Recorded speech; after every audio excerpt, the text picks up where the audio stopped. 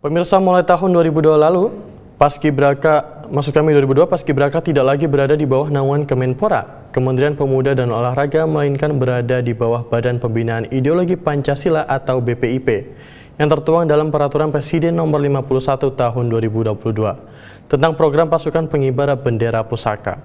Lalu seperti apa sejarah dari Paskibraka itu sendiri dalam momen untuk pertama kalinya upacara bendera peringatan Hari Kemerdekaan Republik Indonesia dilaksanakan di Ibu Kota Nusantara? Kami sampaikan sejarah dari terbentuknya Paskibraka.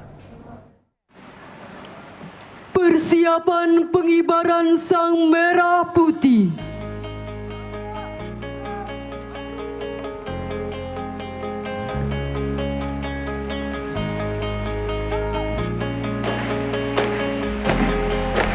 Berdasarkan Peraturan Presiden Nomor 51 Tahun 2022 tentang program Paskibraka atau pasukan pengibar bendera pusaka, pembentukan Paskibraka tidak disiapkan hanya sebatas untuk menaikkan dan menurunkan bendera pusaka pada setiap peringatan Hari Ulang Tahun Kemerdekaan Republik Indonesia saja, tetapi menjadi suatu program pengkaderan calon pemimpin bangsa yang berkarakter Pancasila.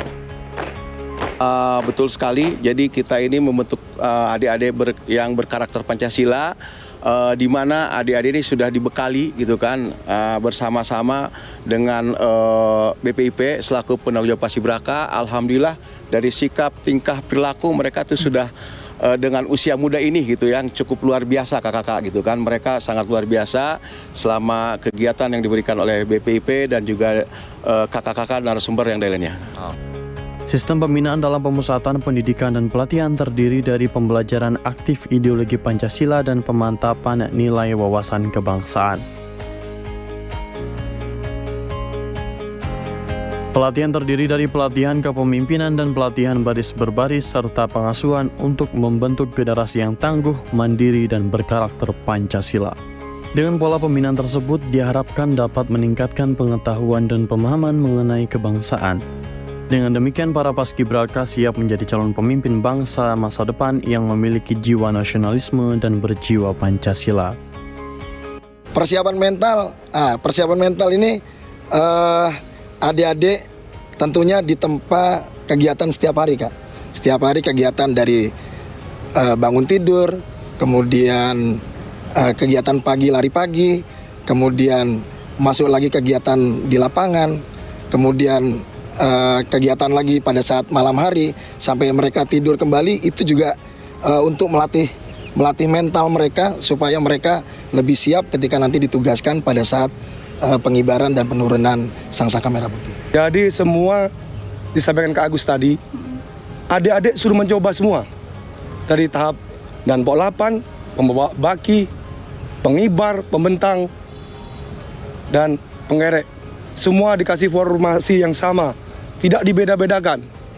Nah, disitulah kita kasih dicoba, minimal yang sedikit kesalahan, dan akan kita ulas terus dan kita latih terus biar tidak ada kesalahan sedikit pun. Gagasan Paskibraka sendiri lahir pada tahun 1946, di mana pada saat Ibu Kota Indonesia dipindah ke Yogyakarta.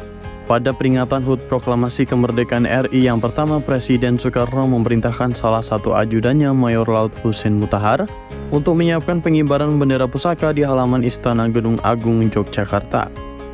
Pada saat itulah di benak Mutahar terlintas suatu gagasan bahwa sebaiknya pengibaran bendera pusaka dilakukan oleh para pemuda dari seluruh penjuru tanah air, karena mereka adalah generasi penerus perjuangan bangsa.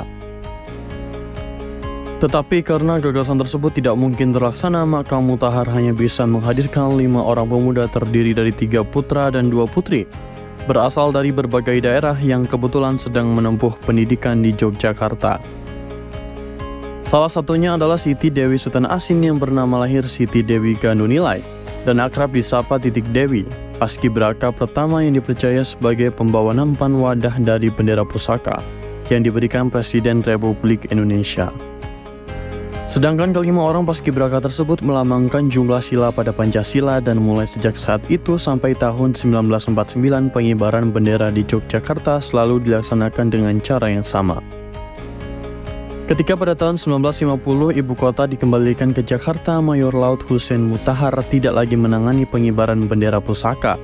Pengibaran bendera pusaka setiap 17 Agustus di Istana Merdeka dilaksanakan oleh rumah tangga kepresidenan sampai tahun 1966, di mana selama periode tersebut petugas paskibraka diambil dari para pelajar dan mahasiswa yang berada di Jakarta.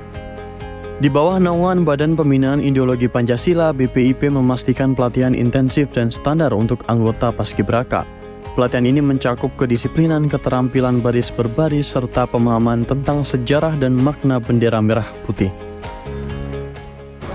Tidak terlalu berat karena jalannya dengan hati dan semangat, jadi semua ini terasa ringan gitu karena semangat dan juga karena dari hati, jadi jalani saja apa yang diberikan. Jadi kita paskibraka sekarang ini bukan cuma mau menjalani tugas upacara saja, tapi kita juga mendapatkan ilmu tentang dasar-dasar negara, 4 konsensus dasar negara. Paskibraka sendiri, ya selain untuk upacara, tentunya kami sangat dipersiapkan untuk menjadi pemimpin bangsa. Untuk itu kami sebelum mulai latihan itu kami ada pembelajaran atau pembimbingan dari Lemhanas mengenai 4 konsensus negara, di mana kami benar-benar dilatih di situ, dan saya begitu sadar kalau 4 konsensus bangsa ini tuh ternyata sedalam itu artinya. BPIP juga bekerja sama dengan pemerintah daerah dan sekolah-sekolah dalam proses seleksi dan persiapan paskibraka di seluruh Indonesia. Dan pada proses selanjutnya, paskibraka tidak hanya tampil dalam perayaan HUT Kemerdekaan RI, tetapi juga pada berbagai acara kenegaraan lainnya. Mereka berperan secara simbolis dalam memperkuat rasa nasionalisme dan persatuan bangsa. Selanjutnya, selain melaksanakan tugas menaikkan dan menurunkan sangsaka merah putih pada upacara peringatan HUT Kemerdekaan RI dan Hari Lahir Pancasila, paskibraka juga dipersiapkan untuk menjadi duta Pancasila.